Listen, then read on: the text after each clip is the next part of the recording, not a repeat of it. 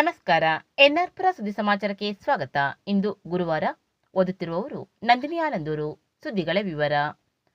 ಆಧುನಿಕತೆಯ ಭರಾಟೆಯಲ್ಲಿ ನಮ್ಮ ನಾಡಿನ ಜಾನಪದ ಸಂಸ್ಕೃತಿ ನಾಶವಾಗುತ್ತಿದೆ ಎಂದು ತಾಲೂಕು ಕನ್ನಡ ಜಾನಪದ ಪರಿಷತ್ತಿನ ಅಧ್ಯಕ್ಷೆ ಜಯಂತಿ ಕಳವಳ ವ್ಯಕ್ತಪಡಿಸಿದರು. ಅವರು ಬುಧವಾರ ಸರ್ಕಾರಿ ಪ್ರಥಮ ದರ್ಜೆ ಕಾಲೇಜಿನಲ್ಲಿ ಕಾಲೇಜು ಶಿಕ್ಷಣ ಇಲಾಖೆ, ಕನ್ನಡ ವಿಭಾಗ, ಸಾಂಸ್ಕೃತಿಕ ವೇದಿಕೆ ಹಾಗೂ ಐಕ್ಯೂಎಸಿ ಸಂಯುಕ್ತ ಆಶ್ರಯದಲ್ಲಿ ನಡೆದ ಜಾನಪದ ಉತ್ಸವ 2025 ನಮ್ಮ ಸಂಸ್ಕೃತಿ ನಮ್ಮ ಹೆಮ್ಮೆ ಕಾರ್ಯಕ್ರಮ ಉದ್ಘಾಟಿಸಿ ಮಾತನಾಡಿದರು. ಜಾನಪದ ಸಂಸ್ಕೃತಿಯು ಒಂದೊಂದು ರಾಜ್ಯದಲ್ಲಿ ಒಂದೊಂದು ರೀತಿಯಲ್ಲಿದೆ. ಕರ್ನಾಟಕ, ಕೇರಳ, ತಮಿಳುನಾಡು, ಆಂಧ್ರಪ್ರದೇಶ, ಉತ್ತರ ಭಾರತದಲ್ಲಿ ವಿಭಿನ್ನವಾಗಿದೆ. ನಮ್ಮ ಪೂರ್ವಜರು ಬಾಯಿಯಿಂದ ಬಾಯಿಗೆ ಮಾತನಾಡುತ್ತಿರುವುದೇ ಮುಂದೆ ಜಾನಪದವಾಯಿತು ಎಂದರು. ಸರ್ಕಾರಿ ಪ್ರಥಮ ದರ್ಜೆ ಕಾಲೇಜಿನ ಕನ್ನಡ ವಿಭಾಗದ ಸಹಾಯಕ ಪ್ರಾಧ್ಯಾಪಕಿ ಬಿಟಿ ರೂಪಾ ಮಾತನಾಡಿ, ನಮ್ಮ ನಾಡಿನಲ್ಲಿ ಪ್ರತಿ 50 ಕಿಲೋಮೀಟರ್ ದೂರದ ಅಂತರದಲ್ಲಿ ಒಂದೊಂದು ಸಂಪ್ರದಾಯವಿದೆ. ದೇಶದಲ್ಲಿ ನೂರಾರು ಭಾಷೆ ಇದೆ, ಒಂದೊಂದು ಸಂಸ್ಕೃತಿ ಇದೆ. ಮಲೆನಾಡಿನ ಸಂಸ್ಕೃತಿಯು ಅಪರೂಪವಾದ ಸಂಸ್ಕೃತಿಯಾಗಿದೆ ಎಂದರು. ಸಭೆಯ ಅಧ್ಯಕ್ಷತೆ ವಹಿಸಿದ್ದ ಸರ್ಕಾರಿ ಪ್ರಥಮ ದರ್ಜೆ ಕಾಲೇಜಿನ ಪ್ರಾಂಶುಪಾಲ ಡಾಕ್ಟರ್ ಧನಂಜಯ ಮಾತನಾಡಿ, ಯುವಜನರು ಪಾಶ್ಚಾತ್ಯ ಸಂಸ್ಕೃತಿ ಅನುಕರಣೆ ಮಾಡುತ್ತಿರುವುದರಿಂದ ನಮ್ಮ ಸಂಸ್ಕೃತಿ ನಾಶವಾಗುವ ಹಂತ ತಲುಪಿದೆ. ಪ್ರಸ್ತುತ ನಮ್ಮ ಜೀವನ ಶೈಲಿಯು ವಿದೇಶಿ ಶೈಲಿಯಾಗಿ ಮಾರ್ಪಾಡಾಗಿದೆ ಎಂದು ಆತಂಕ ವ್ಯಕ್ತಪಡಿಸಿದರು. ಅತಿಥಿಗಳಾಗಿ ಕಾಲೇಜಿನ ಕನ್ನಡ ವಿಭಾಗದ ಮುಖ್ಯಸ್ಥೆ ಜಿ ಸವಿತಾ, ಸಾಂಸ್ಕೃತಿಕ ವೇದಿಕೆ ಸಂಚಾಲಕ ಡಾಕ್ಟರ್ ಜೆ ಮಂಜುನಾಥ್, ಐಕ್ಯೂಎಸಿ ಸಂಚಾಲಕ ಆರ್ ಕೆ ಪ್ರಸಾದ್ ಉಪಸ್ಥಿತರಿದ್ದರು. ಜಾನಪದ ಉತ್ಸವ 2025 ಅಂಗವಾಗಿ ನಡೆದ ಸಾಂಸ್ಕೃತಿಕ ಕಾರ್ಯಕ್ರಮದಲ್ಲಿ ತಾಲೂಕು ಕನ್ನಡ ಜಾನಪದ ಪರಿಷತ್ತಿನ ಅಧ್ಯಕ್ಷೆ ಜಯಂತಿ ಜಾನಪದ ಹಾಡುಗಳನ್ನು ಹೇಳಿ ರಂಜಿಸಿದರು. ಕಾಲೇಜು ವಿದ್ಯಾರ್ಥಿನಿಯರು ಜಾನಪದ ಹಾಡುಗಳನ್ನು ಹಾಡಿದರು.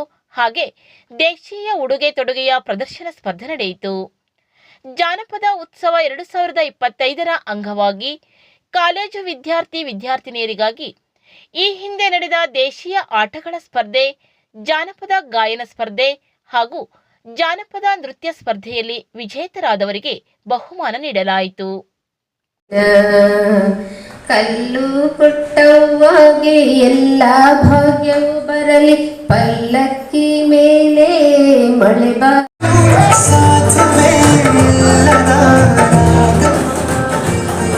ಗಾಗಿ ಶ್ರೀಮತಿ ಜಯಂತಿ ಮೇಡಮೆಯವರಲ್ಲಿ ಕೇಳಿಕೊಳ್ಳುತ್ತಿದ್ದೇನೆ.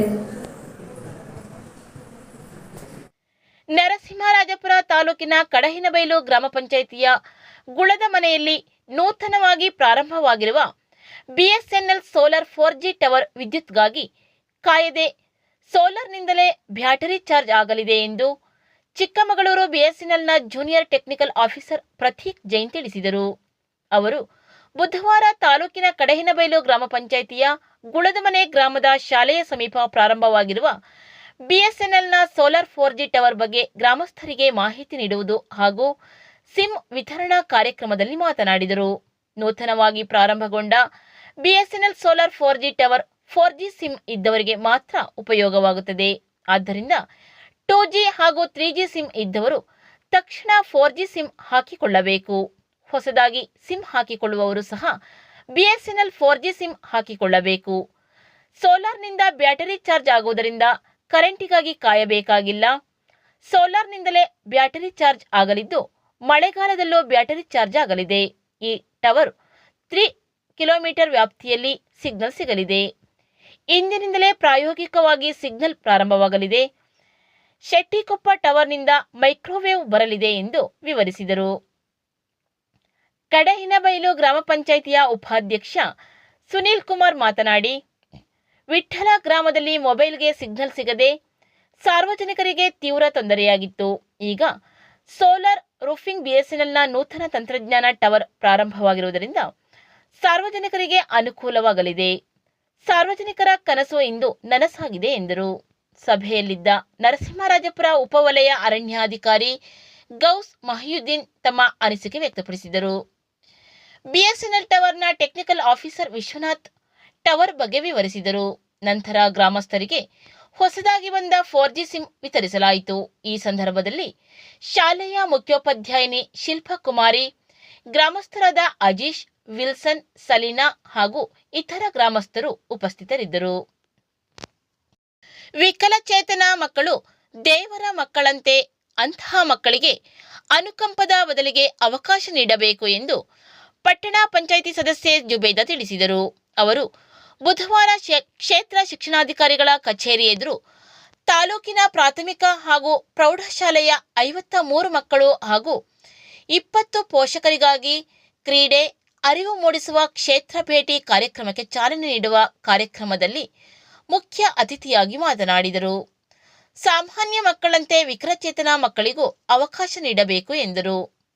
ಶಿಕ್ಷಣ ಇಲಾಖೆಯ BIERT ತಿಮ್ಮೇಶಪ್ಪ ಮಾತನಾಡಿ, ದಿವ್ಯಾಂಗ ಮಕ್ಕಳಿಗಾಗಿ 1 ದಿನದ ಪ್ರವಾಸ ಹಮ್ಮಿಕೊಂಡಿದ್ದು, ಗಾಜನೂರು, ಸಕ್ರೆಬೈಲು, ಶಿವಪ್ಪನಾಯಕ ಅರಮನೆ, ಅಮೂಲ್ಯ ಶೋಧ ಮನೆಗೆ ಕರೆದುಕೊಂಡು ಹೋಗಲಾಗುವುದು.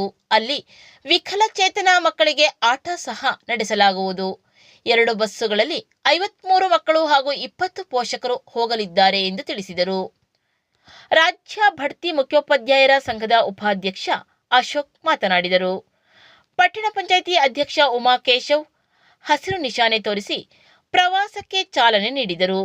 ಪಟ್ಟಣ ಪಂಚಾಯಿತಿ ಮಾಜಿ ಅಧ್ಯಕ್ಷೆ ಸುರಯ್ಯ ಭಾನು, BRC ಸೇವಯ್ಯ ನಾಯ್ಕ್, ತಾಲೂಕು ಪ್ರಾಥಮಿಕ ಶಾಲಾ ಶಿಕ್ಷಕರ ಸಂಘದ ಅಧ್ಯಕ್ಷ ನಂಜುಂಡಪ್ಪ ಹಾಗೂ ಇತರ ಪದಾಧಿಕಾರಿಗಳು ಉಪಸ್ಥಿತರಿದ್ದರು.